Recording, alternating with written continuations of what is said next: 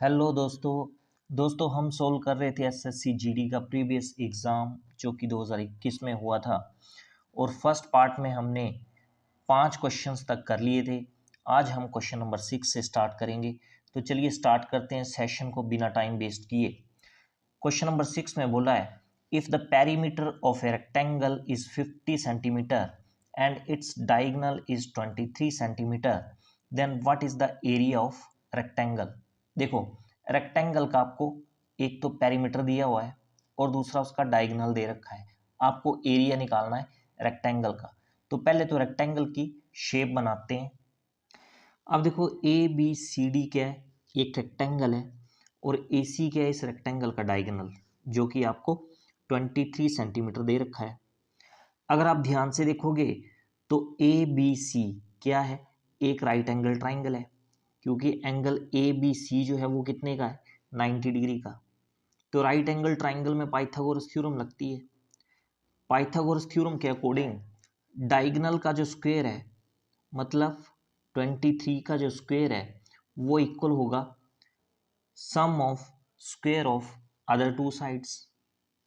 ठीक है ना, मतलब ए का स्क्वायर प्लस बी का स्क्वायर, ये पाइथागोरस थ्योरम लग गई। 23 का स्क्वायर करोगे आप तो कितना आएगा, 529 आ जाएगा। ठीक है, और दूसरी तरफ आ जाएगा आपका ए स्क्वायर प्लस बी स्क्वायर। ये तो होगी एक बात।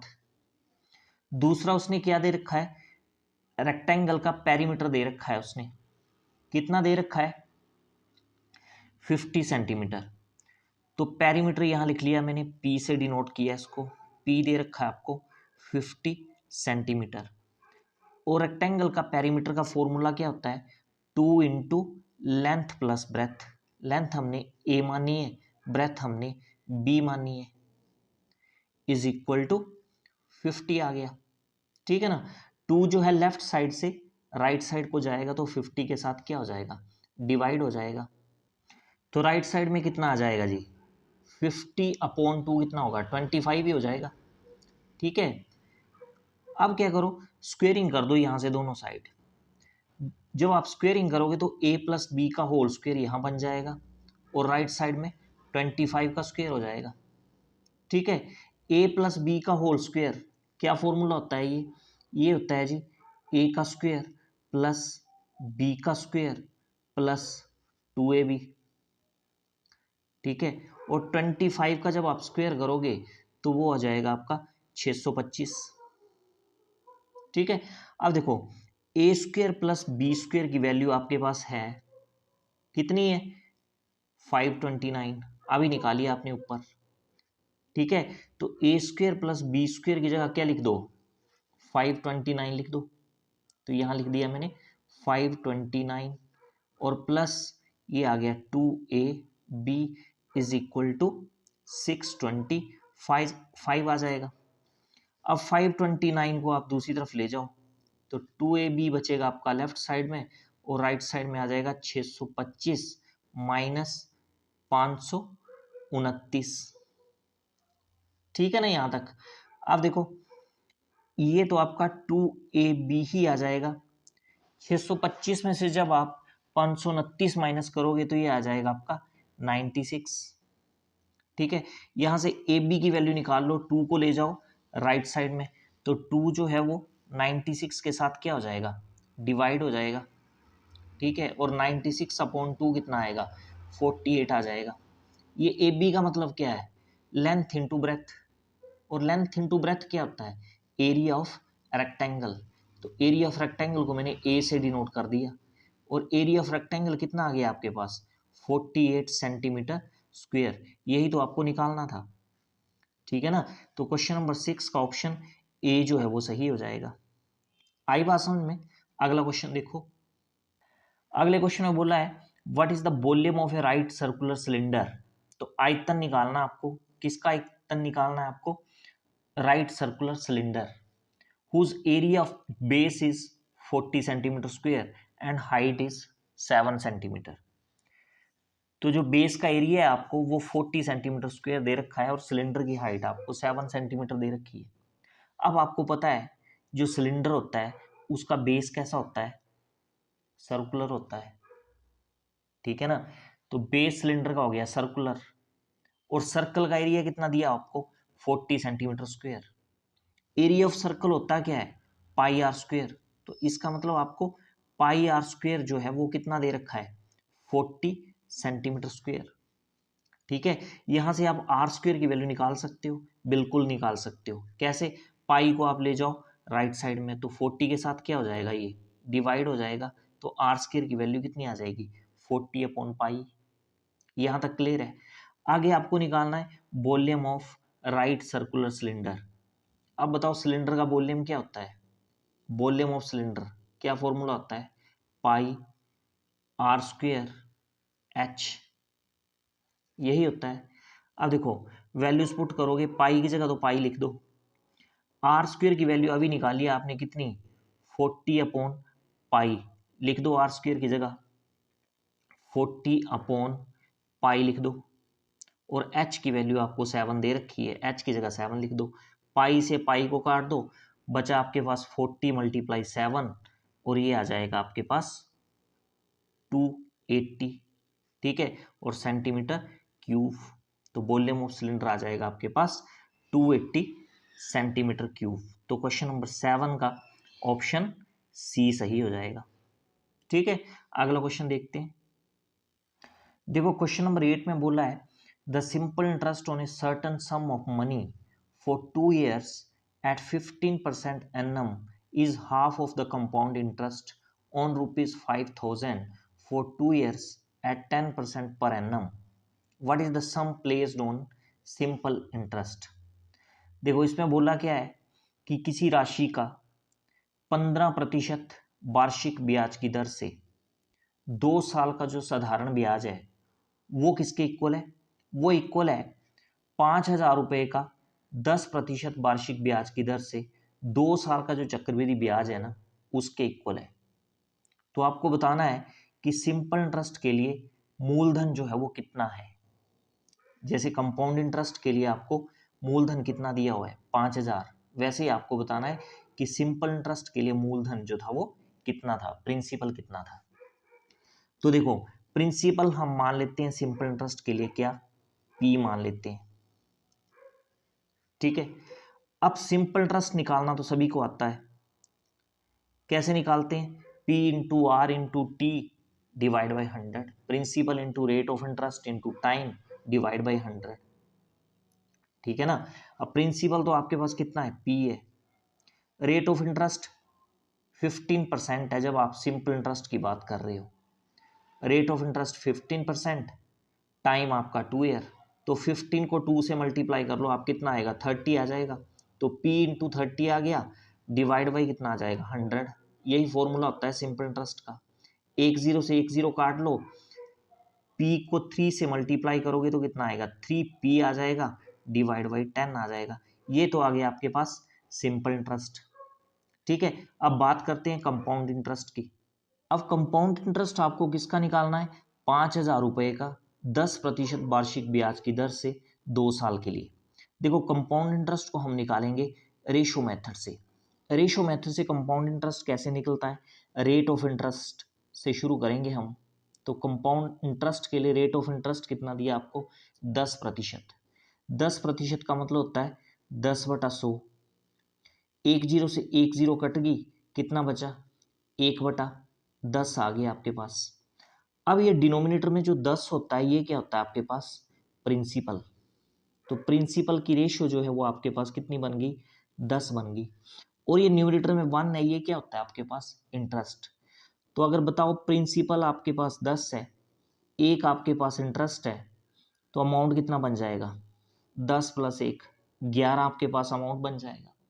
अब क्योंकि कंपाउंड इंटरेस्ट उसने आपको 2 साल के लिए पूछा है, तो जब कंपाउंड इंटरेस्ट 2 साल के लिए पूछा हो तो आप क्या करते हो, यहाँ 10 का स्क्वायर कर दोगे और यहाँ 11 का स्क्वायर कर दोगे। मान लो 3 साल के लिए पूछा हो तो 10 का क्यूब हो जाएगा और 11 का क्यूब हो जाएगा, ठीक है ना। पर यहाँ 2 साल के लिए पूछा था इसलिए हमने स्क्वेयरिंग कर दी दोनों जगह। अब 10 का स्क्वायर करोगे कितना आएगा, 100 आ जाएगा, और 11 का स्क्वायर 121। तो प्रिंसिपल की रेशो आपके पास 100 बन गई, अमाउंट की रेशो आपके पास 121 बन गई, और इनके बीच में जो डिफरेंस है, अब देखो 100 और 121 के बीच में कितना डिफरेंस है, 21 का। तो ये 21 क्या है आपके पास, कंपाउंड इंटरेस्ट की रेशो। तो कंपाउंड इंटरेस्ट की रेशो आ गई आपके पास 21। अब देखो प्रिंसिपल की रेशो आपके पास आ गई कितनी, 100। अब ये 100 रेशो किसके इक्वल दे रखी है आपको, 5,000 रुपये के।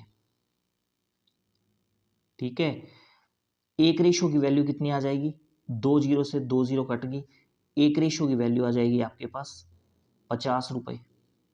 आपको कितनी रेशो की वैल्यू निकालनी है, आपको कंपाउंड इंटरेस्ट निकालना है। कंपाउंड इंटरेस्ट की रेशो कितनी है, 21।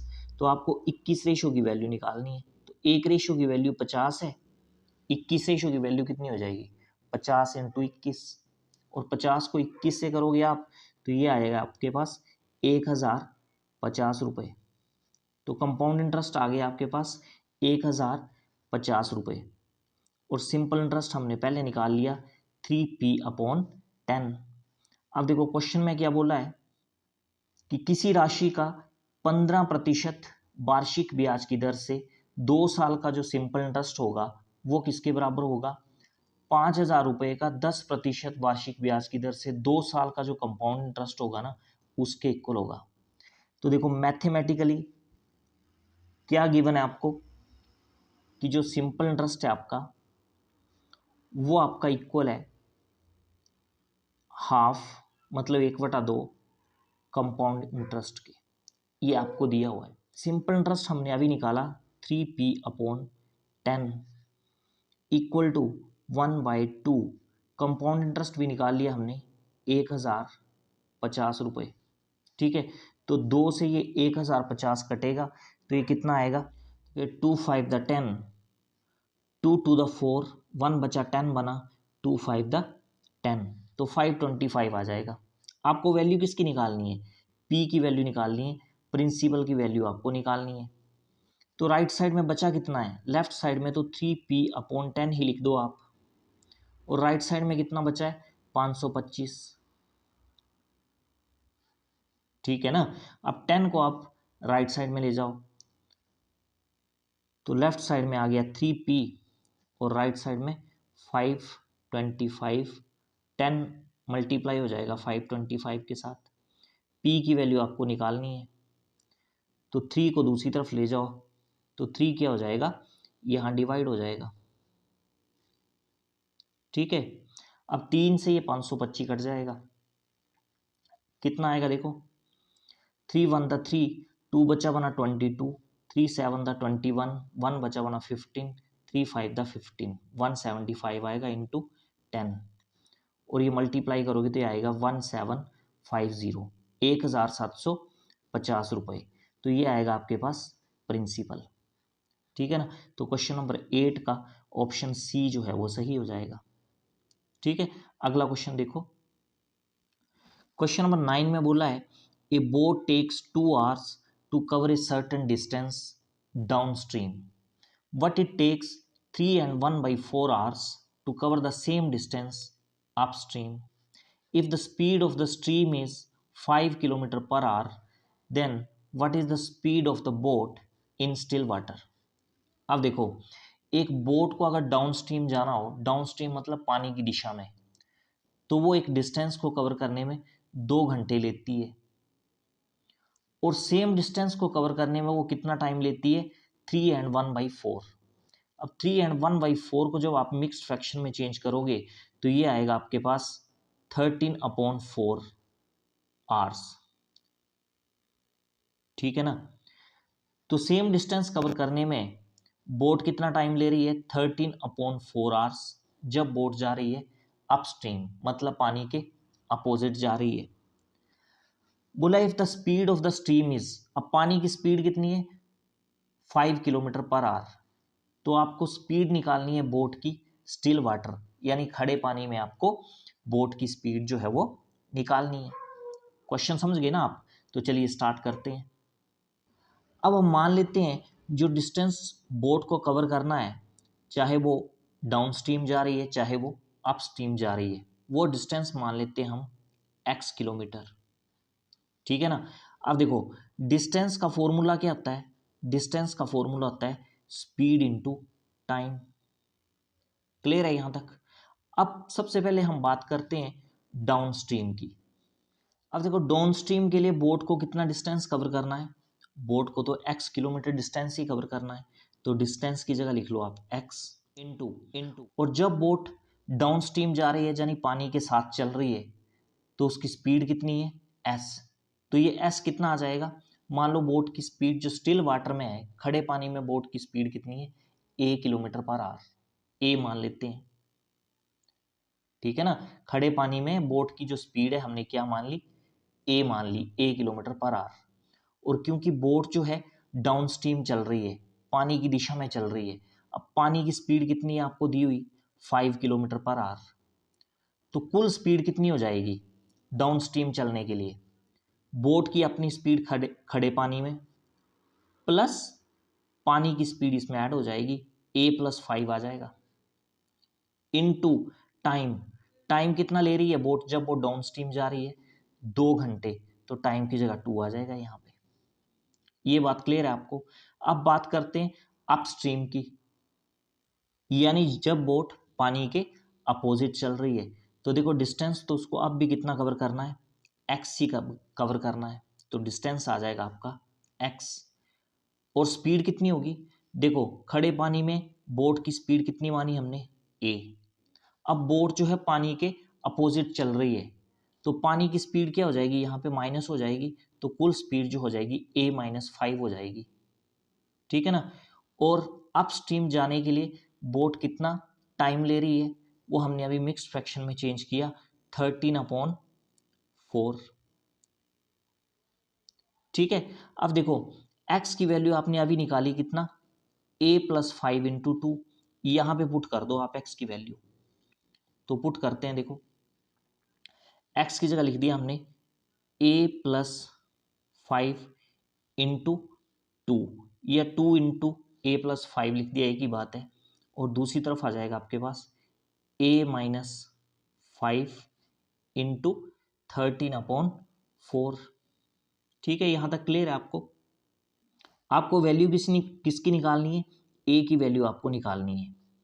4 को आप क्या करो दूसरी तरफ ले जाओ लेफ्ट साइड में, तो ये 4 जो है वो 2 के साथ क्या हो जाएगा मल्टीप्लाई हो जाएगा, 4 टू द 8 हो जाएगा यहाँ पे, इन 2 आ जाएगा a प्लस 5 आ जाएगा। और राइट साइड में क्या बचा आपके पास a माइनस 5 इंटू 13 आ जाएगा ये। ठीक है ना, ब्रैकेट ओपन कर लो, यहाँ 8 को a प्लस 5 से मल्टीप्लाई करो, तो 8 पहले a से मल्टीप्लाई होगा तो कितना आ जाएगा 8a हो जाएगा, प्लस 8 5 से मल्टीप्लाई होगा 40 आ जाएगा। और दूसरी तरफ 13 जो है पहले a से मल्टीप्लाई होगा तो 13a आ जाएगा, माइनस 13 5 से मल्टीप्लाई होगा तो 65 हो जाएगा। अब a वाली टर्म्स आप एक तरफ कर लो और विदाउट a जो है वो एक तरफ कर लो। अब देखो 8a लेफ्ट साइड में है ऑलरेडी, इसको ऐसे ही रखा, और 13a जो कि राइट साइड में है उसको लेफ्ट साइड में लाएंगे तो माइनस का 13a हो जाएगा। और राइट साइड में कितना बचा माइनस का 65 बचा, और प्लस 40 जो है वो राइट साइड में जाएगा तो माइनस 40 हो जाएगा। तो कुल मिला के राइट साइड में कितना आ जाएगा माइनस का 65 और माइनस का 40। ठीक है, 8a माइनस 13a, तो ये माइनस का 5a आ जाएगा, और माइनस का 65 और माइनस का 40, तो ये आएगा माइनस का 105 आ जाएगा। माइनस से माइनस कैंसिल हो जाएगा, a की वैल्यू यहाँ से आ जाएगी कितनी 105/5 आ जाएगा, और इसको काटोगे तो ये आएगा आपका 21। तो ये 21 क्या है, ये बोट की स्पीड है खड़े पानी में, वही आपको निकालनी थी। तो क्वेश्चन नंबर 9 का ऑप्शन ए जो है वो सही हो जाएगा। ठीक है ना। अगला क्वेश्चन देखते हैं, क्वेश्चन नंबर 10। इस क्वेश्चन में बोला है in a class of 80 students 40% are girls and rest are boys. अब देखो टोटल 80 स्टूडेंट्स हैं, 40% गर्ल्स हैं तो बताओ 80 का 40% कितना होगा, मतलब गर्ल्स कितनी हो जाएंगी आपके पास, 8 4 द 32 गर्ल्स हो जाएंगी। तो अगर 40% गर्ल्स हैं आपके पास तो बॉयज़ कितने होंगे 60%। तो 80 का 60% कितना होगा 48, तो 48 बॉयज़ हो जाएंगे और 32 गर्ल्स हो जाएंगी। अब आगे देखो, the average weight of the boys is 55.5 kg। अब देखो लड़कों का जो औसत भार है वो दिया हुआ है 55.5 kg। अब देखो अगर औसत भार आपको लड़कों का 55.5 kg दिया हुआ है और बॉयज़ भी आपको पता है 48, तो टोटल वेट जो आएगा बॉयज़ का जो कुल भार आ जाएगा वो कितना आ जाएगा, जितना उनका औसत भार है, औसत भार कितना है बॉयज़ का 55.5 मल्टीप्लाई नंबर ऑफ बॉयज़, जितने बॉयज़ हैं तो कितने हैं 48। तो 55.5 को जब आप 48 से मल्टीप्लाई करोगे तो ये आएगा आपके पास 2664 kg। तो ये क्या आएगा, बॉयज़ का जो कुल भार है वो आ जाएगा। आगे क्वेश्चन को पढ़ते हैं। आगे बोला है if the average weight of all the students in the class is 54 kg। तो जो औसत भार है सारी क्लास के बच्चों का वो कितना है 54 kg। तो देखो कुल भार आ जाएगा सारे स्टूडेंट्स का, टोटल वेट किसका, ऑल स्टूडेंट्स, एएस से लिख रहा हूं मैं। तो कैसे निकलेगा, औसत भार आएगा सारे बच्चों का वो कितना है 54 इनटू सारे स्टूडेंट्स कितने हैं, पूरे स्टूडेंट 80 है, तो कुल भार सभी स्टूडेंट का कितना आ जाएगा 54 इंटू 80। तो 54 को जब आप 80 से मल्टीप्लाई करोगे तो ये आएगा 4320 kg। तो ये आ गया आपके पास कुल भार 80 बच्चों का। ठीक है, अब आपको पहले तो निकालना है गर्ल्स का जो टोटल वेट है, गर्ल्स का कुल भार जो है। अब देखो पूरी क्लास का जो कुल भार है वो 4320 है, उसमें से बॉयज का जो कुल भार है वो 2664 है, तो गर्ल्स का कुल भार कितना आ जाएगा 4320 टोटल वेट ऑफ गर्ल्स कितना आ जाएगा 4320, इसमें से माइनस करोगे बॉयज का जो कुल भार है वो कितना है 2664। आगे बात आपको समझ में, तो 4320 में से जब आप 2664 माइनस करोगे तो ये आएगा 1656 kg। तो ये आएगा गर्ल्स का कुल भार टोटल वेट। ठीक है ना, अब आपको तो निकालना है एवरेज, गर्ल्स की एवरेज बोला है आपको निकालने को क्वेश्चन में। देखो उसने बोला है then find the average weight of the girls. तो गर्ल्स का औसत भार आपको निकालना है। तो गर्ल का औसत भार यानी एवरेज कैसे निकलेगी, एवरेज ऑफ गर्ल्स वो आ जाएगी आपके पास, गर्ल्स का जो कुल भार है 1656 divide by total number of girls, और टोटल नंबर ऑफ गर्ल्स कितनी है 32। तो 1656 को जब आप डिवाइड करोगे 32 से तो ये आएगा 51.75। तो ये आएगा एवरेज वेट ऑफ गर्ल्स। ठीक है, तो क्वेश्चन नंबर 10 का ऑप्शन ए जो है वो सही हो जाएगा। ठीक है ना, तो ये थे आज के क्वेश्चंस जो हमने आपके साथ डिस्कस किए। आई होप ये वीडियो आपको आज भी बेनिफिशियल लगा होगा। अगर वीडियो आपको अच्छा लगा तो वीडियो को ज़्यादा से ज़्यादा आप शेयर करें, लाइक करें और चैनल को सब्सक्राइब करना ना भूलें। Thanks for watching it.